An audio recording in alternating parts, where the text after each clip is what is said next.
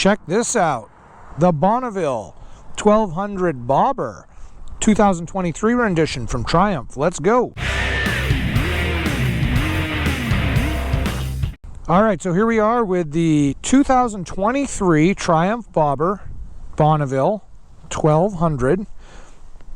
What a cute looking bike, huh?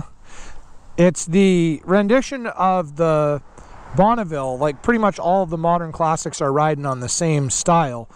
But the Bobber edition, boy, it just adds some really nice touches. The dual exhaust sweeping off the side, big cans concealing the mufflers. Obviously, it's a Bobber, it's a single seat, and we see no pillion support for the passenger or anything else.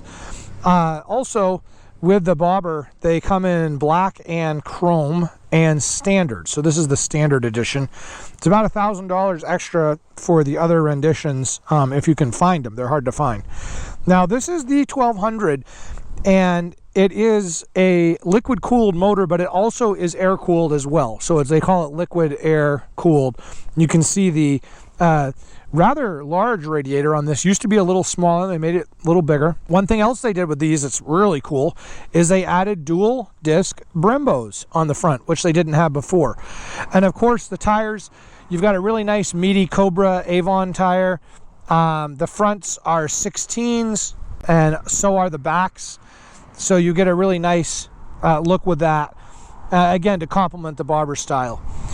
Very simple bike, but really well thought out and really nice looking. Even the fake carburetors, right? The throttle body injection that they do, I like that. Everything is really hidden well. And one cool thing too is the seat is actually adjustable slightly. So let's get on and let's go. Mid-mount controls, so not forward, which is kind of nice. This one still has a key, old style, old school, right?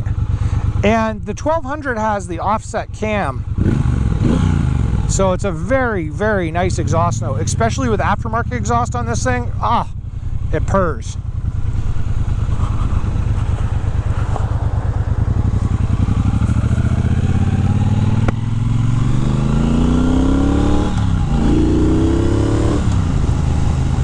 Now, this bike is rated at 77 horsepower, and I believe it has 76 foot-pounds of torque, somewhere right around there. Very, very close numbers, which gives this bike a really nice feel. You're not lighting the world on fire at 77 horsepower or foot-pounds of torque, by that matter. But that's not what you're after on this bike. You're after a nice cruiser. All of the modern classics really go back to the era of when Triumph became a motorcycle company, and they carry a lot of those styling cues straight through. One of the things that is pretty common with these Triumph modern classics is that it's a small frame. So I am 6'4" with a 34-inch inseam. That is too big to be riding this bike, in my opinion. You can ride this, but you feel a little bit cramped. If you were 6'2", I think that would be just about perfect. And even I would venture to say even somebody down in the 5'6" range would have no problem whatsoever riding this bike. The ground clearance is very low, and having slightly forward controls, mid-mount, slightly forward, lends itself to someone that's a little shorter to be able to ride one of these bikes without a problem. I do like the fit and finish of the Bonneville, especially the Bobber. I just love the way they made it look all blacked out. A lot of the components they're using on this are very well trimmed. For instance, these multifunction controller handlebar areas are all metal.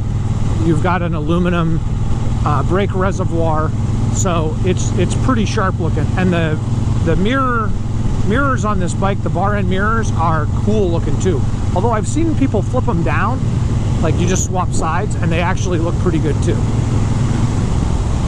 Now on this bike, again, not trying to go too bling bling on it, they integrate a lot of stuff into this little teeny tiny LCD display.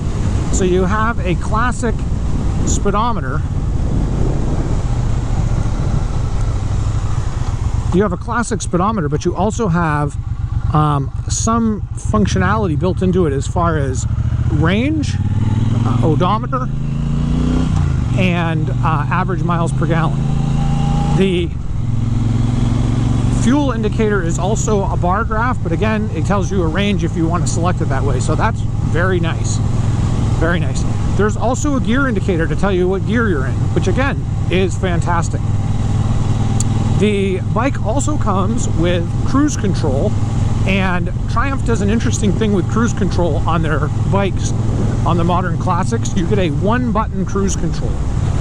One button to stop, to start the cruise control, and then one button to set it. So see, I'll engage it, and then you push it again, and it's set.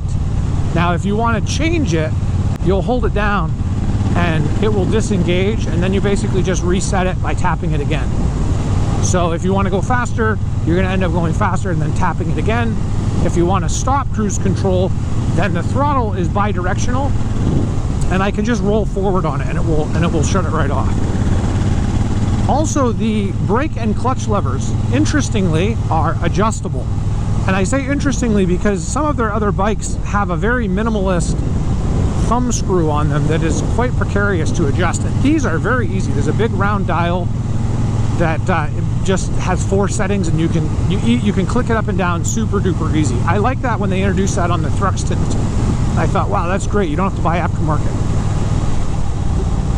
With this bike though, a couple things just to kind of think about. These wider tires make this bike a little bit choppy on the corners, and as you just heard my spine cracking, the suspension on this bike is pretty stiff. Now, there may be some adjustment to it, but it's very limited, if at all.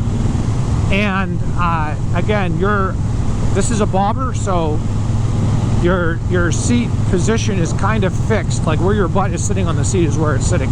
It's not like you have an elongated seat where you can move around a little bit if you get a little stiff. The clutch on this is a manual clutch. This is not a hydraulic clutch, and this is common on the classics as well. It's cheaper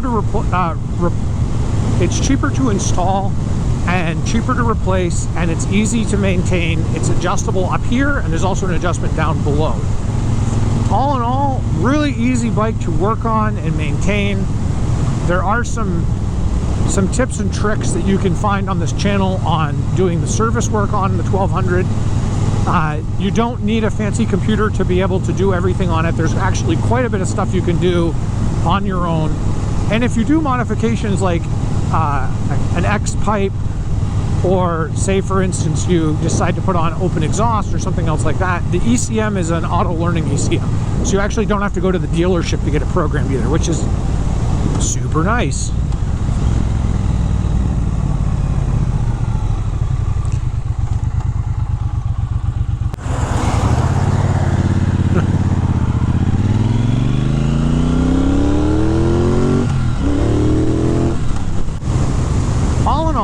Pretty nice package on this bike. It cruises, it's got a wonderful exhaust note. You really feel in tune to it the way that you sit on the bike, and it's just a blast to ride, and it looks super sharp. It's not really cheesy feeling like you get with sometimes when manufacturers try to do their modern classics. I would put this bike up against any of the modern classic brands out there. I know Honda's running one right now. I recently rode a bunch of Royal Enfields. I mean, I don't think that's apples to apples. This bike is way above one of those. But, of course, the price point of this bike is way above one of those as well. But comparing this to, say, like a Street Bob or something, this bike comes in at a lot less money, and I think your power is better. It's more fun to ride, and you feel more connected to the road. So just a brief review on it. Let me know your thoughts on the channel if you've had a chance to check them out yourself. I think this is a great platform, and it's no wonder why Triumph has sold so many of these bobbers. Let me know your comments down below, and as always, ride safe.